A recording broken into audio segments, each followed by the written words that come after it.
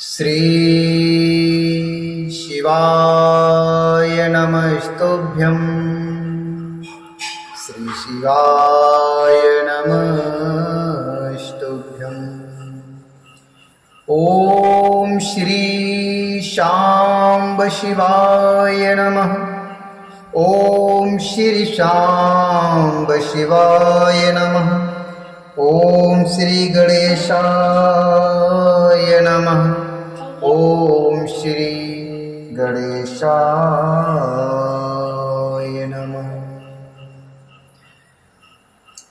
श्री शिव महापुराण के अंतर्गत विद्येश्वर संहिता में 14वां अध्याय अथ चतुर्दशो अध्याय अग्नियज्ञ, देवयज्ञ और ब्रह्मयज्ञ आदि का वर्णन। भगवान शिव के द्वारा 7 वारों का निर्माण तथा उनमें देव आराधना से विभिन्न प्रकार के फलों की प्राप्ति का कथन। ऋषिगण बोले, अग्नियज्ञं देवयज्ञं ब्रह्मयज्ञं तथैव च। अग्नियज्ञं देवयज्ञं ब्रह्मयज्ञं तथैव च। गुरुपूजां ब्रह्मतृप्तिं क्रमेण ब्रूहि नः प्रभो। गुरुपूजां ब्रह्मतृप्तिं क्रमेण ब्रूहि नः प्रभो। ऋषिगण बोले, हे प्रभु, अग्नियज्ञ, देवयज्ञ, ब्रह्मयज्ञ, गुरु पूजा तथा ब्रह्म तृप्ति का क्रमशः हमारे समक्ष वर्णन कीजिए।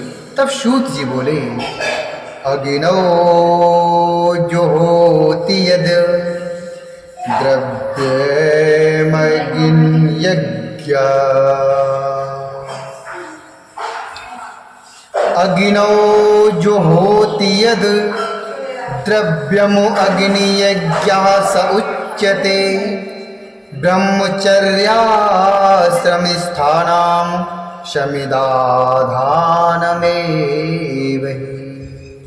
सूत जी बोले, हे महर्षियों, गृहस्थ पुरुष अग्नि में सायंकाल और प्रातःकाल जो चावल आदि द्रव्य की आहुति देता है, गृहस्थ पुरुष अग्नि में सायंकाल और प्रातःकाल जो चावल आदि द्रव्य की आहुति देता है, उसी को अग्नि यज्ञ कहते हैं।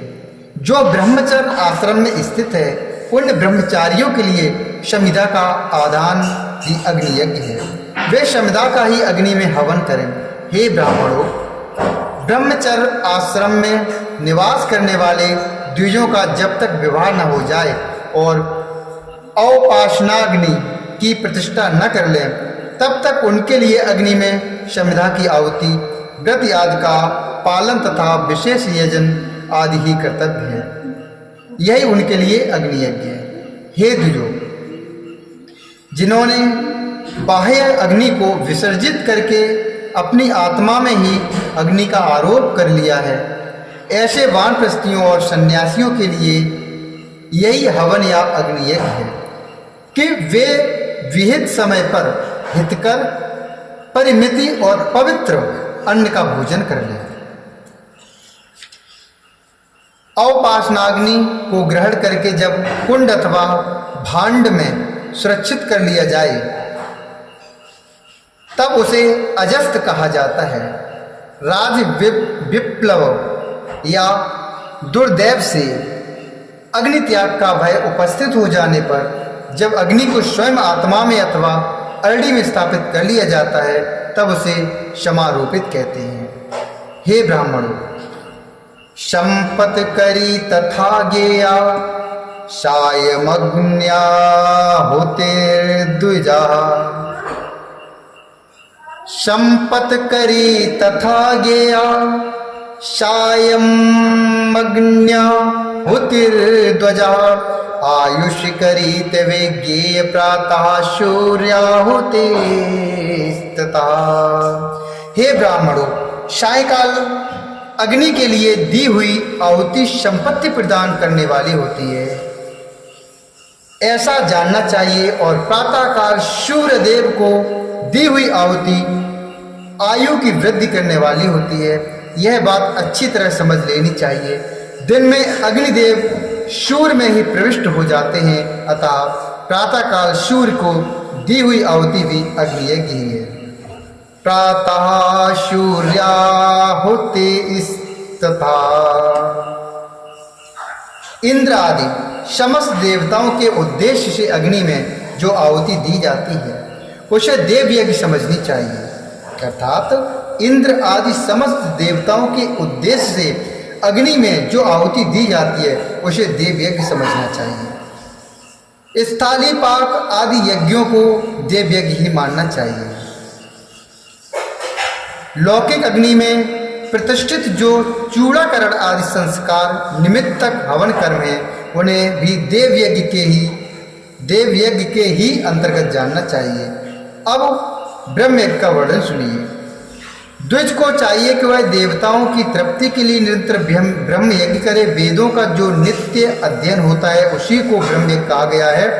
प्रातः नित्य कर्म के अनंतर सायंकाल तक ब्रह्म यज्ञ किया जा सकता है, उसके बाद रात में इसका विधान नहीं है। अग्नि के बिना देव यज्ञ कैसे संपन्न होता है इसे आप लोग श्रद्धा से और आदर पूर्वक सुनिए। सृष्टि के आरंभ में सर्वज्ञ, दयालु और सर्वसमर्थ महादेव जी ने समस्त लोगों के उपकार के लिए वारों की कल्पना की। वे भगवान शिव संसार रूपी रोग को दूर करने के लिए वैद्य हैं, सबके ज्ञाता तथा समस्त औषधों के भी औषध हैं। उन भगवान ने पहले अपने वार की कल्पना की जो आरोग्य प्रदान करने वाला है। तत्पश्चात उन्होंने अपनी माया शक्ति का वार बनाया जो संपत्ति प्रदान करने वाला है। जन्म काल में दुर्गतिग्रस्त बालक की रक्षा के लिए उन्होंने कुमार के वार की कल्पना की। तत्पश्चात सर्वसमर्थ महादेव जी ने आलस्य और पाप की निवृत्ति तथा समस्त लोगों का हित करने की इच्छा से लोक रक्षक भगवान विष्णु का वार बनाया। इसके बाद सबके स्वामी भगवान शिव ने पुष्टि और रक्षा के लिए आयुकर्ता तथा त्रिलोक स्त्रष्टा परमेष्टि ब्रह्मा का आयुष कारक वार बनाया, जिससे संपूर्ण जगत के आयुष्य की सिद्धि हो सके। संपूर्ण जगत के आयुष्य की सिद्धि हो सके। इसके बाद तीनों लोकों की वृद्धि के लिए पहले पुण्य पाप की रचना की।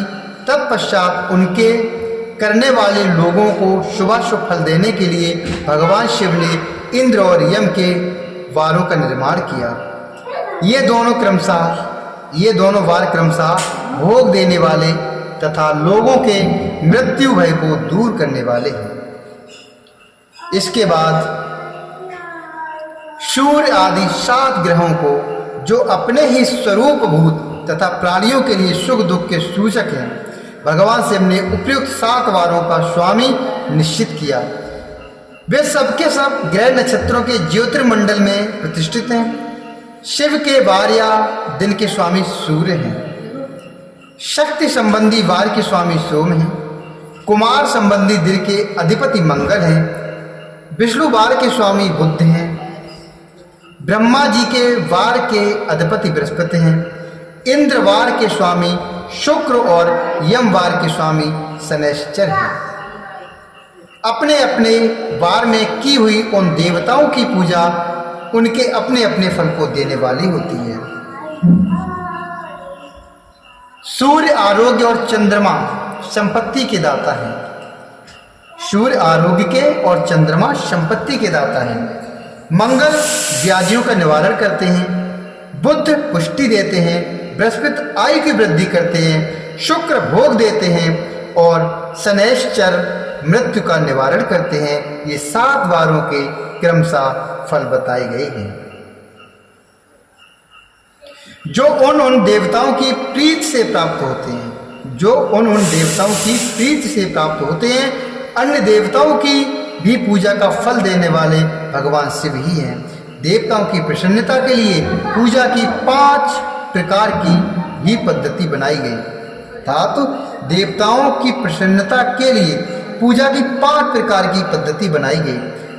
उन देवताओं के मंत्रों का जप यह पहला प्रकार है।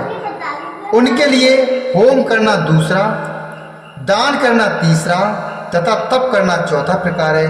किसी वेदी पर, प्रतिमा में, अग्नि में अथवा ब्राह्मण के शरीर में आराध्य देवता की भावना करके, अर्थात किसी वेदी पर, प्रतिमा में, अग्नि में अथवा ब्राह्मण के शरीर में आराध्य देवता की भावना करके 16 उपचारों से उनकी पूजा या आराधना करना 5वां प्रकार है।